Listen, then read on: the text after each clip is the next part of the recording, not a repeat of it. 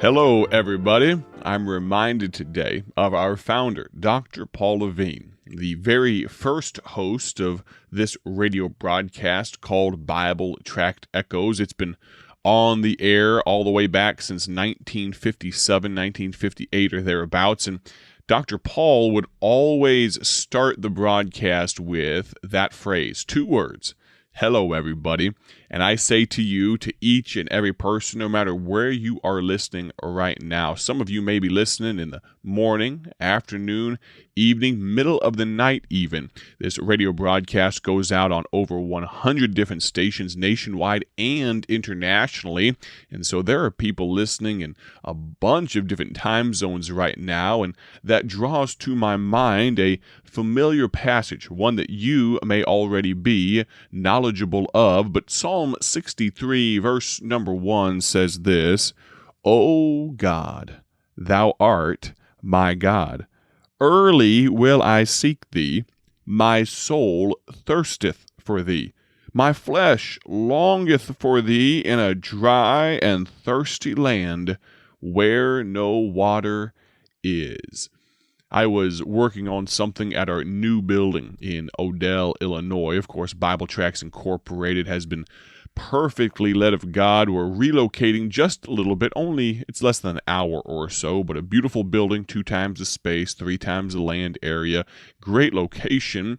And we were working recently, and what's the word I'm looking for? I was perspiring. I was sweating. I was losing some fluids. I was getting thirsty. And I went to the fridge. We have a fridge that came with the building, and I went in there, opened it up, and you know what? There was no water. I was thirsty. I had a need, and there was no water. Now, that is nowhere near as dire of a circumstance as this psalm written by David as he's trying to convey here, but he says, "O God, thou art my God. Early will I seek thee, my soul thirsteth for thee, my flesh longeth for thee in a dry and thirsty land where no water is." Do you spiritually desire God as much as your flesh, as much as your body desires the fleshly things that we need, that food, that water? I hope so. I hope that you spent some time with God this morning. Maybe right now this is part of your devotional time, part of your meditative time with God. And if so, I want to thank you for allowing me to intrude on such a sacred time with you today. Understand that God has a plan for each and every one of our lives. But it's very difficult to be clued into that plan if we don't spend any time with the architect. You need to spend some time with God today.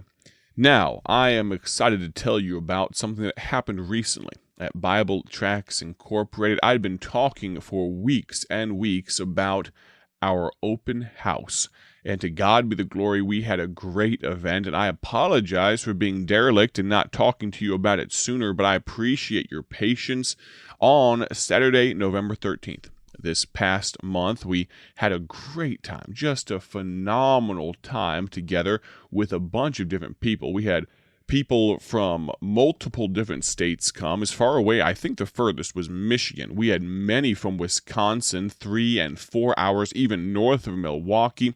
We had people from other states. Of course, all over Illinois came as well. Of course, we're located in north central Illinois, but we had people from all over the place come, and the opportunity to interact with these people. Number one, the vast majority of them were already donors, people that invest their hard-earned money into our ministry, but the fact that they would give up their time, I realize that your time, the time you're spending right now listening to this broadcast, it really is about the most valuable commodity that you possess. And so I want to thank you for listening today, and I want to say thank you, a massive thank you from the entire BTI team to each and every person that came to our open house. Now, I'm not going to let the cat out of the bag about our next in-person event, but I want you to pray about possibly attending. It'll be this coming year in 2022. We want you to come. We're planning on, I don't like doing anything smaller than it's been done previously. And so we're going to ramp it up. It's not going to be the same as an open house this year, I think. We're working on some different things. I want you to pray about that. I want you to pray about coming. Lord willing, we're going to give you plenty of notice. I think this past for the open house, we gave you maybe 2 or 3 months notice. We're going to try to push that out even to 5 and 6 months notice for this next event. We want you to be in attendance. Now, I'd like to tell you, if you'd allow me, about what was covered, what we talked about, how this open house went. I mentioned that there was free food. We had a good time with that. Actually, my father-in-law, Pastor Dan Woodward of the First Baptist Church of Dwight, that's our home church. He's been pastoring there for well over 35 years now. He loves doing food. He loves cooking. He loves all of those things. And he actually volunteered. I didn't even ask him. Can you believe that? He volunteered to do the food. But we'll talk about that in just a moment. I'm getting ahead of myself. Maybe I'm just hungry. I don't know. But either way, when people drove by our building for most of the week before the open house, they saw a massive banner. It was 20, 24 feet by 6 or 8 feet tall.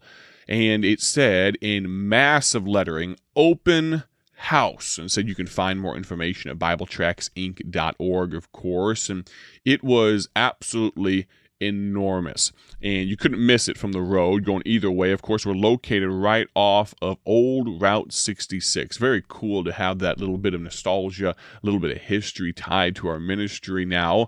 But they saw that, and we had people from the community actually come as well. I'm very excited about that because you have no idea who might be walking through the door when you have an open house, and the opportunity to influence people for the gospel that might have no idea what a Bible tract is, may have no idea what the gospel of Jesus Christ is, and that opportunity we take is very precious.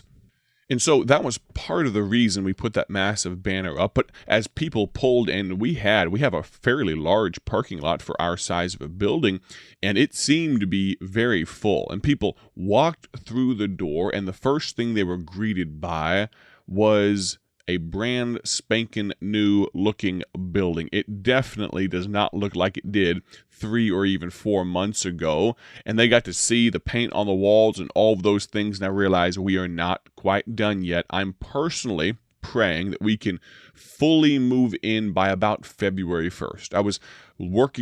We were praying towards January 1st, but you know how these things go. We're not upset about it. We're just trying to be realistic, and we're not trying to burn everybody out either. And so we're going to do our best, but February 1st is the date that we're targeting, that we're praying towards. And if you'd pray with us, we'd appreciate that. But as they walk through the door and they see this big open space, they were then greeted by my wife. Now, my wife, Rebecca McCurry, many of you may have met her in person as she travels with me as I speak in many different churches. She has not yet been on this radio program, and that's something we're going to have to fix in the very near future. But she offered all those people a few hot beverages. Of course, they could have water too, but there was coffee. Now, I don't want to open a can of worms here, but I've gotten a lot of flack for this. Now, I know I have to wake up early often, and I'm even on the radio. I think for a large portion of the country, I'm on at 6:45 a.m. Central Time, and even earlier, of course, in Mountain and Pacific Time. But I am not a coffee drinker. Now, can you believe that? I don't know that I've touched a cup of hot Joe for, let me think here. It may be over a decade. And before that, when I was a teenager, it was more trying it, just experimenting, seeing if I liked it or not. If I've had more than 5 or 10 cups of coffee in my entire life, that would be surprising to me.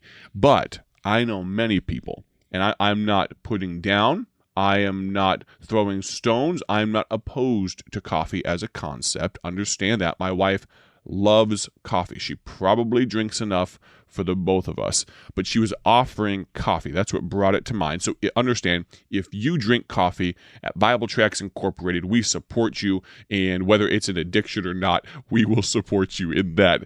But she offered hot coffee, hot apple cider. I did have some of that. I love hot apple cider, and some hot chocolate. She made a one-off custom hot chocolate mix, and I did try some of that as well. And so we had those hot beverages, and they got to meet and greet and talk to my wife and meet some of the other people, just mingle a little bit with the folks that came. And then we would start the tour. Once we had a small group of people there, some of the groups were 5 people, some of them were 10, some 15. I think the biggest one might have been 20 people.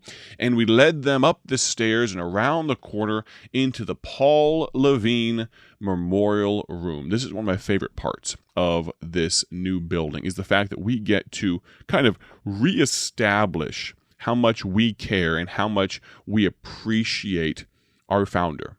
We don't want to forget where we came from. God has been so very good to us, and so we take it as a special privilege to keep the memory of Dr. Paul Levine alive. And so that's what that room will be dedicated to. And Pastor Joey Watt was in that room, and he was talking through our legacy, talking through the foundation of what makes Bible Tracts Inc. what it is. And I'm so excited for the fact that we have something to talk about. Now, yes, we have 8 decades of ministry to rely upon and all of those things, but I'm excited about the fact that we can talk about words like legacy, timelessness, foundation, heritage. To talk about how BTI began, really, that's a story of the grace of an almighty God is what that is. Now, of course, for sake of time, I'm not going to get too deep into the story once again of how BTI came to be, but I will remind you that Paul Levine, when he started at preaching as an evangelist, he was known as the boy evangelist. He was that young. He was in his teenage years, later teenage years, and he stayed faithful for decade after decade after decade, so long that towards the end of his ministry, he was known as the Dean of Evangelists. Can I tell you what it means to me to have someone like that to look for? A man that I'm sad to say I have never even had the chance to meet down here, but I'm excited someday in glory to swap stories with Dr. Paul Levine and to know that I've done right by him in keeping his memory alive. Now, I don't plan on making this entire week about the open house. Far be it from that. We have to talk about Christmas very soon. So tomorrow, I think we're going to talk just a little bit more about some of the fun stuff we did at the open house. And then we're going to talk about Christmas this week. Thank you so much for listening. Have a great day for His glory. God bless. Thank you for joining us today for Bible Tract Echoes, a ministry of Bible Tracts Incorporated. If you would like to receive a free sample packet of all of our tracts, you can contact us by calling 309-828-6888. That's 309-828-6888. Our mailing address is P.O. Box 188, Bloomington, Illinois, 61702. A faster way to contact us is to go to our website at BibleTractsInc.org. That's BibleTractsInc.org. There you will find more information about our ministry and details on how you can support Bible Tracts Incorporated. Thanks for listening, and may the Lord richly bless you as you serve Him.